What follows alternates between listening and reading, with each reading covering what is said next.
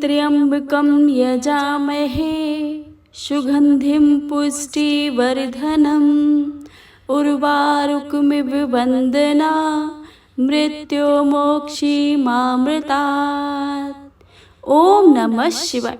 श्री शिवाय नमस्तुभ्यम। हर हर महादेव। हे प्रिय भक्तजनों, आज आषाढ़ मास सोमवार का दिन है और आप सभी रसपान करेंगे। सोमवार के दिन सुनी जाने वाली भगवान भोलेनाथ की बहुत ही दुर्लभ एवं पावन व्रत कथा का। तो आप सभी भक्तों से विनम्र अनुरोध है कि कथा को भक्ति भाव से और प्रसन्न मनचित से पूरा अवश्य सुनिएगा और कमेंट बॉक्स में हर हर महादेव लिखना बिल्कुल भी मत भूलिएगा। आइए आज की कथा का शुभ आरंभ करते हैं। जय श्री गणेश। शिव पुराण की कथा के अनुसार एक बार वास्कल नामक गांव में बिंदुक नामक एक ब्राह्मण रहता था। वह बड़ा दुराचारी और महापापी था। उसकी स्त्री बहुत सुंदर थी, लेकिन वह कुमार्ग पर ही चलता था। उसकी पत्नी का नाम चंचुला था और वह सदैव धर्म के पालन में लगी रहती थी। इस तरह कुकर्म में लगे हुए उस ब्राह्मण के साथ उसे बहुत वर्ष बीत गए। अपने धर्म में नष्ट होने के डर से कभी भी अपने धर्म से विचलित नहीं हुई। लेकिन उसका पति तो दुराचारी ही था, इसलिए दुराचारी पति के आचरण से प्रभावित होकर वह स्त्री भी अपने ही पति की तरह दुर्चारणी हो गई। बहुत समय बीत जाने के बाद वह दूषित बुद्धि वाला दुष्ट ब्राह्मण समय के अनुसार मृत्यु को प्राप्त होकर नरक में चला गया। बहुत दिनों तक नरक के दुख भोग कर वह पापी एक भयंकर पिशाच हो गया। दूसरी तरफ उस दुराचारी पति की मृत्यु के पश्चात चंचुला बहुत समय तक अपने पुत्रों के साथ अपने घर में ही रहती रही। एक दिन ईश्वर की कृपा से वह अपने भाई बंधुओं के साथ एक तीर्थ क्षेत्र में चली गई।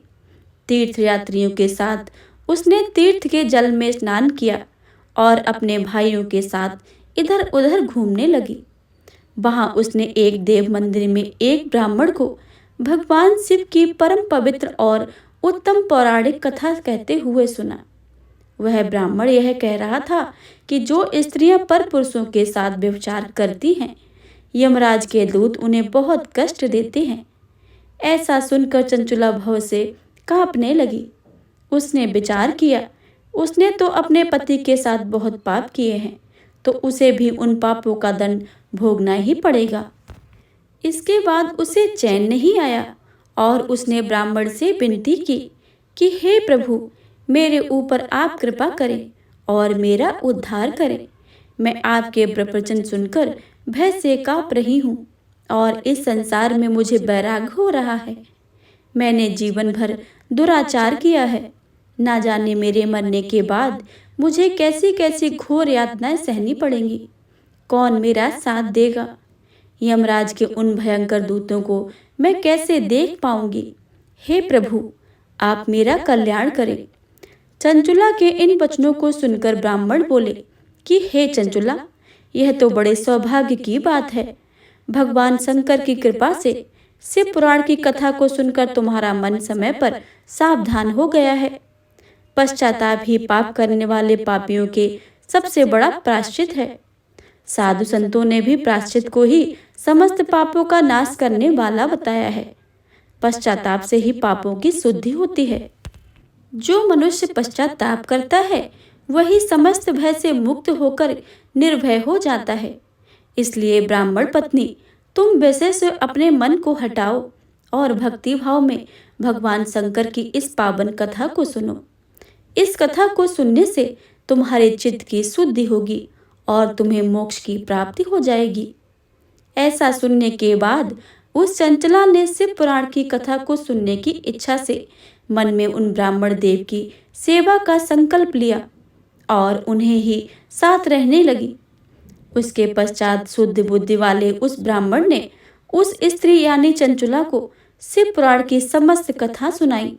तत्पश्चात समय का चक्र पूरा होने के बाद भक्ति ज्ञान और वैराग्य से युक्त हो उसने अपना शरीर बिना किसी कष्ट के त्याग दिया।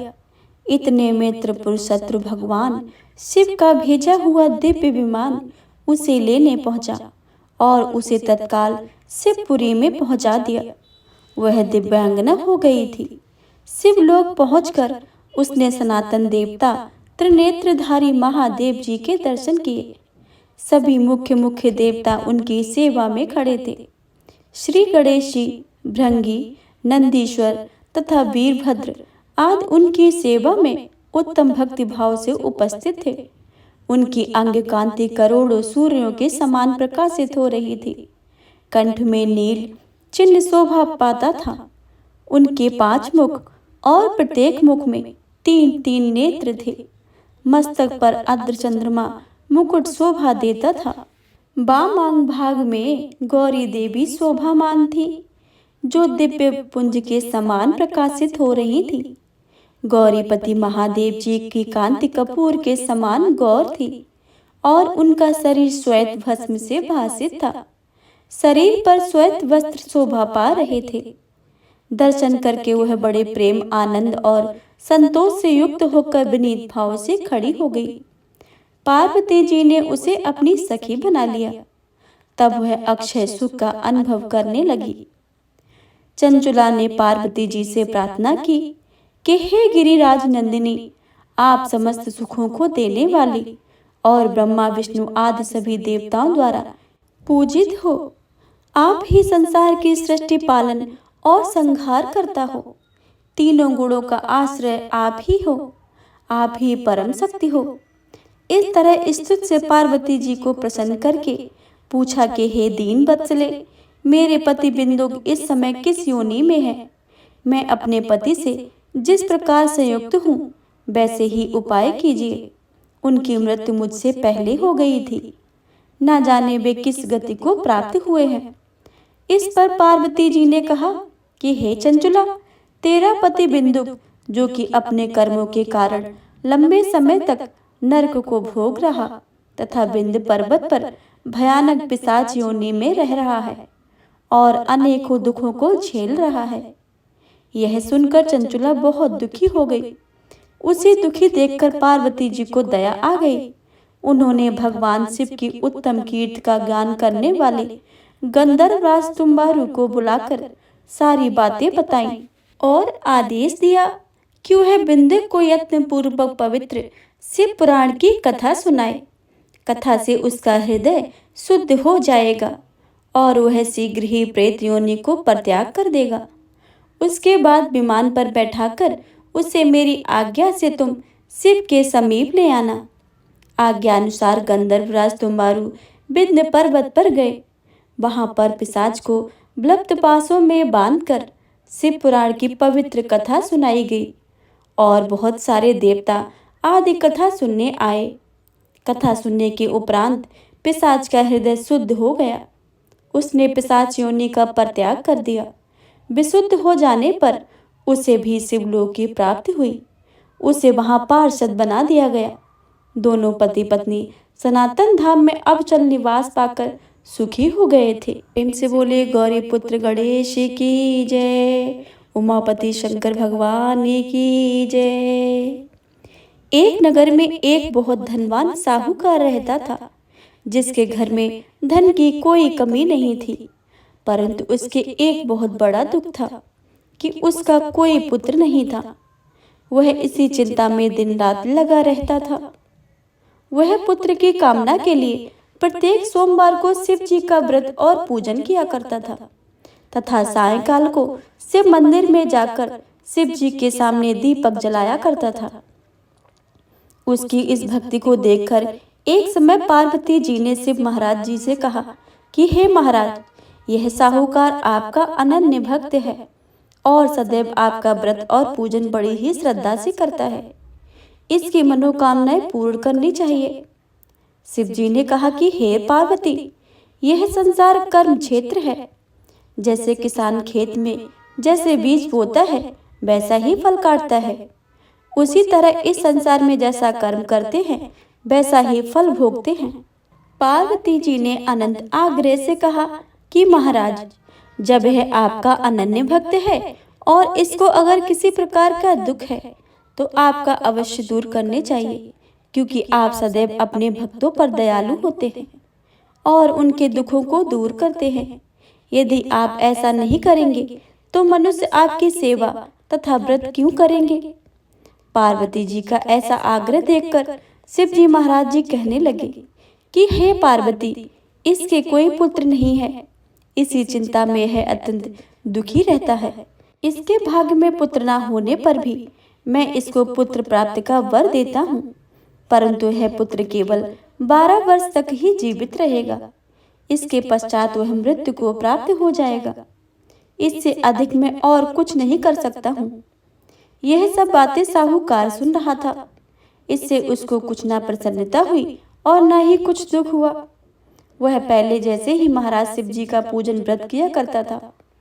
कुछ काल व्यतीत हो जाने पर साहूकार की स्त्री गर्भवती हो गई और 10वें महीने में उसके गर्भ से अति सुंदर पुत्र की प्राप्ति हुई। साहूकार के घर में बहुत खुशी मनाई गई, परंतु साहूकार ने अपनी केवल 12 वर्ष आयु की जानकर अधिक प्रसन्नता प्रकट नहीं की और न ही किसी को यह भेद बताया।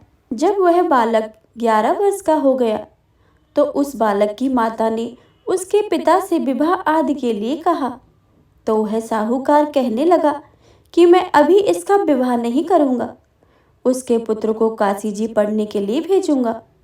फिर साहूकार ने अपने साले अर्थात बालक के मामा को बुलाकर उसको बहुत सा धन देकर कहा कि तुम बालक को काशी पढ़ने जी के लिए जाओ और रास्ते में जिस स्थान पर भी जाओ यज्ञ तथा ब्राह्मणों को भोजन कराते जाना। वह दोनों मामा भांजे यज्ञ करते हुए और ब्राह्मण को भोजन कराते जा रहे थे। रास्ते में उनको एक शहर पड़ा। उस शहर में राजा की कन्या का विवाह था, जिस कारण पूरे नगर को सजाया गया था। निश्चित समय पर बारात आ गई, लेकिन वर का पिता अपने बेटे के एक आंख से काने के होने के कारण बहुत चिंतित था। उसे भय था कि इस बात का पता चलने पर कहीं राजा विवाह से इनकार न कर दे, उसकी बहुत बदनामी भी होगी। जब वर के पिता ने व्यापारी के पुत्र को देखा तो उसके मन में यह विचार आया। उसने सोचा कि क्यों न इस लड़के को दूल्हा बनाकर राजकुमारी से विवाह करा दूं। विवाह के बाद इसको धन देकर विदा कर दूंगा और राजकुमारी को अपने नगर ले जाऊंगा। वर के पिता ने लड़के के मामा से इस संबंध में बात की। मामा ने धन मिलने के लालच से वर के पिता की बात स्वीकार कर ली। लड़के को दूल्हे के वस्त्र बनाकर राजकुमारी से विवाह करा दिया गया। राजा ने बहुत सारा धन देकर राजकुमारी को विदा किया। शादी के बाद जब लड़का राजकुमारी के साथ लौट रहा था तो वह सोचने लगा और उसने राजकुमारी की ओढ़नी में लिख दिया था, राजकुमारी, तुम्हारा विवाह मेरे साथ हुआ था। मैं तो वाराणसी पढ़ने के लिए जा रहा था और तुम जिस नवयुवक की पत्नी बनेगी वह एक आंख से काना है। जब राजकुमारी ने अपनी ओढ़नी पर लिखा हुआ यह पढ़ा तो उसके काने लड़के के साथ जाने से इनकार कर दिया। राजा को जब यह बातें पता लगी तो उसने राजकुमारी को महल में ही रख लिया। उधर लड़का अपना मामा के साथ वाराणसी पहुंचा और गुरुकुल में पढ़ना शुरू कर दिया। जब उसकी आयु 12 वर्ष की हुई तो उसने यज्ञ किया। यज्ञ की समाप्ति पर ब्राह्मणों को भोजन करवाया और खूब सारा अन्न वस्त्र दान दिए। रात को वह अपने शयन कक्ष में सो गया। शिव के वरदान के अनुसार शयनावस्था में ही उसके प्राण पखेरु उड़ गए। सूर्योदय पर मामा मृत भांजे को देखकर रोने पीटने लगा।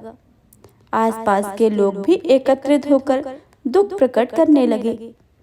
लड़के के मामा के रोने के विलाप करने के स्वर समीप से गुजरते हुए भगवान शिव और माता पार्वती भी सुन रहे थे। माता पार्वती ने भगवान शिव से कहा कि हे प्राणनाथ, मुझे इसके रोने के स्वर में सहन नहीं हो रहा है। आप इस व्यक्ति के कष्टों को दूर कर दीजिए। भगवान शिव ने माता पार्वती के साथ अदृश्य रूप में समीप जाकर देखा तो भोलेनाथ माता पार्वती जी से बोले, यह तो उसी व्यापारी का पुत्र है जिसे मैंने 12 वर्ष की आयु का वरदान दिया था। अब इसकी आयु पूर्ण हो चुकी है। तो माता पार्वती ने भगवान शिव से निवेदन करके बालक को जीवन देने का आग्रह किया। माता पार्वती के आग्रह पर भगवान शिव ने उस लड़के को जीवित होने का वरदान दे दिया और कुछ ही पलों में वह जीवित होकर उठ बैठा। शिक्षा समाप्त करके लड़का मामा के साथ अपने नगर की ओर चल दिया। दोनों चलते हुए उसी नगर में पहुंचे जहां उसका विवाह हुआ था। उस नगर में भी यज्ञ का आयोजन किया। समीप से गुजरते हुए नगर के राजा ने यज्ञ का आयोजन देखा तो उसने तुरंत ही लड़के और मामा को पहचान लिया। यज्ञ के समाप्त होने पर राजा मामा और लड़के को महल में ले आए और कुछ दिन उसे महल में रखकर बहुत सा धन वस्त्र देकर राजकुमारी के साथ विदा कर दिया। इधर भूखे प्यासे रहकर व्यापारी और उसकी पत्नी बेटे की प्रतीक्षा कर रहे थे। उनकी प्रतिज्ञा रखी थी कि यदि उन्हें अपने बेटे की मृत्यु का समाचार मिलेगा तो दोनों अपने प्राण त्याग देंगे। परंतु जैसे ही अपने बेटे के जीवित वापस लौटने का समाचार सुना तो वह बहुत प्रसन्न हुए। वह अपनी पत्नी और मित्रों के साथ नगर के द्वार पर पहुंचे। अपने बेटे के विवाह का समाचार सुनकर पुत्र वधू राजकुमारी को देखकर उनकी खुशी का ठिकाना ही ना रहा। उसी रात भगवान शिव ने व्यापारी के स्वप्न में आकर कहा कि हे श्रेष्ठ, मैंने तेरे सोमवार के व्रत करने का और व्रत कथा सुनने से प्रसन्न होकर तेरे पुत्र की आयु लंबी प्रदान कर दी है। पुत्र की लंबी आयु जानकर व्यापारी बहुत प्रसन्न हुआ। शिव भक्त होने तथा सोमवार का व्रत करने से व्यापारी की सभी मनोकामनाएं पूर्ण हुई। इस प्रकार जो भक्त सोमवार का विधिवत व्रत करते हैं और व्रत की कथा सुनते हैं उनकी सभी इच्छाएं भगवान भोलेनाथ माता पार्वती पूर्ण कर देते हैं। तो प्रेम से बोलिए शिव शंकर भोलेनाथ की जय। श्री गणेश गिरिजा सुमन मंगल मूल सुजान, कहते अयोध्या दास तुम देव अभय वरदान। जय गिरिजापति दीन दयाला, सदा करते संतन प्रतिपाला। भाल चंद्रमा सोहत नीके, कानन कुंडल नाग फनी के। अंग गौर शिव गंग बहाए, मुंड माल तन छार लगाए। वस्त्र खाल बागंबर सोहे, छवि को देख नाग मुनि मोहे। ऐना मातु की है ये दुलारी, बाम अंग सोहत छवि न्यारी। कर त्रिशूल सोहत छवि भारी, करत सदा संतन झरकारी। नंद गणेश सोहे तह के से, सागर मध्य कमल है जैसे। कार्तिक श्याम और गणराऊ, या छवि को कहे जाते न काऊ।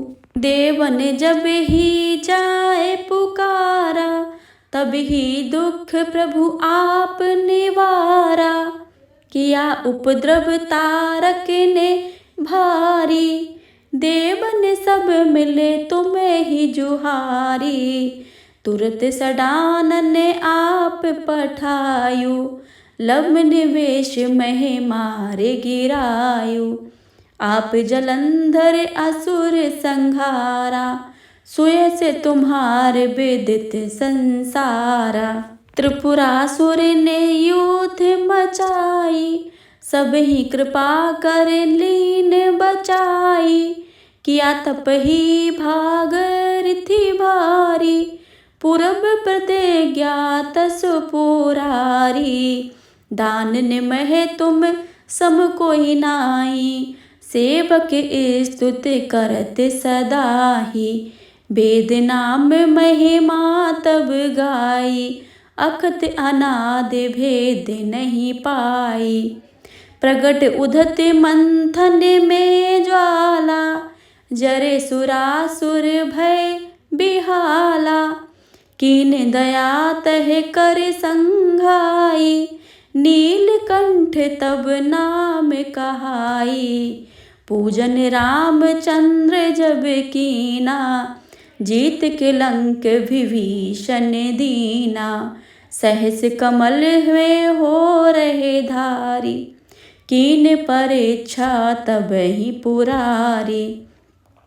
एक कमल प्रभु राखयु जोई, कमल नयन पूजन चह सोई। कठिन भक्ति देखी प्रभु शंकर, भय प्रसन्न दिए इच्छित वर। जय जय जय अनंत अविनाशी, करत कृपा घर के घटवासी। दुष्ट सकल नित्य मोह सतावे, भ्रमत रहे मोहे चैन न आवे। त्राहि त्राहि मैं नाथ पुकारो, यही अवसर मोहि आने उबारो। ले त्रिशूल संतृण को मारा, संकट में मोहे आने उबारो। मात पिता भ्राता सब कोई, संकट में पूछत नहीं कोई। स्वामी एक है आस तुम्हारी, आयो हरो अब संकट भारी। धन निर्धन को देत सदा ही, जो कोई जाचे वो फल पाई। अस्तुत के विधि करो तुम्हारी, क्षमो नाथ अब चूके हमारी। शंकर हो संकट के नाशन, मंगल कारण विघ्न विनाशन। योगी यति मुनि ध्यान लगावे, नारद सारद शीस नवावे। नमो नमो जय नमो शिवाय, सुर ब्रह्मादि के पार न पाए। जो यह पाठ करे मन लाई, तापर होते हैं शंभु सहाय।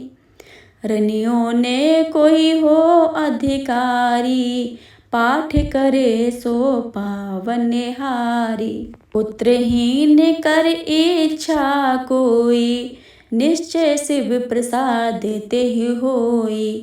पंडित त्रयोदशी को लावे, ध्यान पूर्वक होम करावे। त्रयोदशी व्रत करे हमेशा, तन नहीं ताके रहे कलेसा। धूप दीप नैवेद्य चढ़ावे, शंकर सन्मुख पाठ सुनावे। जन्म जन्म के पाप नसावे, अंतवास शिवपुर में पावे। करे अयोध्या आस तुम्हारी, जान सकल दुख हरहु हमारी। नित्य नेम कर प्रात ही, पाठ करो 40। तुम मेरी मनोकामना पूर्ण करो जगदीश। मगरस छठ है मंत्र तू, संबत 64 जान। अस्तुत 40 शिव ही, पूर्ण कीन कल्याण। प्रेम से बोलिए उमापति शंकर भगवान की जय, माता पार्वती की जय। जय शिव ओमकारा, स्वामी हरि शिव ओमकारा। ब्रह्मा विष्णु सदा शिव अर्धांगी धारा। ओम हरे हरे हरे महादेव। एकानन चतुरानन पंचानन राजे। हंसानन गरुड़ासन वृषवाहन साजे। ओम हरे हरे हरे महादेव। ओ भुज 4 चतुर्भुज 10 भुज अति सोहे। त्रिगुण रूप निरखता त्रिभुवन जन मोहे। ओम हरे हरे हरे महादेव। अक्षमाला वनमाला रुंडमाला धारी।